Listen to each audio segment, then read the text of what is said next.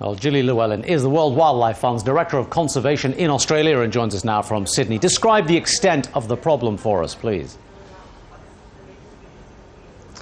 Yes, look, this oil leak has been going on for more than 2 months now. It started on August 21st, and the estimates that we've been hearing about how much oil has been going into the water on a daily basis range from the 300 to 400 barrels from the company to new discussions that were happening this week about what the well could be at full capacity, and that's in the thousands of barrels per day. So still lots of questions about exactly how much oil is flowing out. That's an extremely frightening number. It's in a very remote area.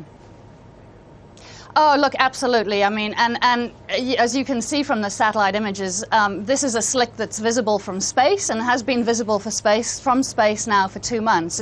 It's covering thousands of square kilometers. And when we went out there, we literally, you know, there were times when we felt like we were sailing across a sea of oil where, you know, from side to side and as far as you could see ahead of the boat, it was just heavily oiled water. If it's visible from space, how come in the past 9 weeks it appears to have been completely invisible to everybody else? It's in an extremely remote area. It's in the Timor Sea. This is the rich marine shelf that lies between northwest Australia and Indonesia. It's a sort of a superhighway for whales and turtles that are traveling between Australia and Indonesia.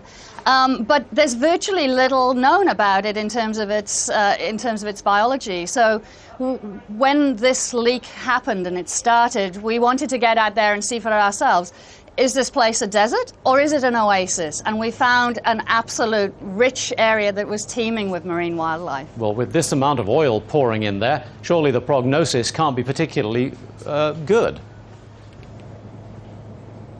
Yeah, look, literally, I felt sickened when I was watching dolphins surfacing through this oil. We were seeing hundreds of dolphins out there, spotted dolphins, spinner dolphins, bottlenose dolphins.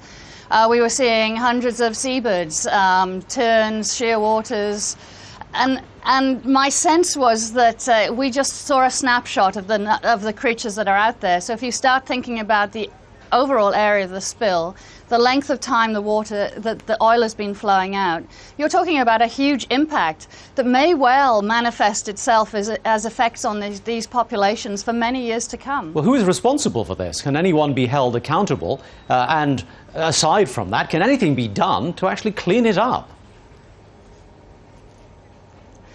The companies, the authorities have been using dispersants to break the oil down, take it off the surface and put it into the water column. There's questions associated with the use of dispersants in remote areas for extended periods.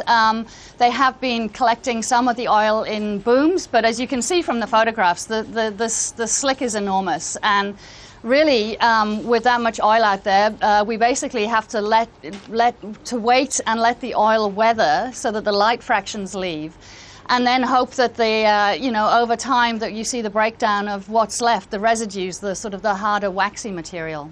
Gilly in Sydney, thank you.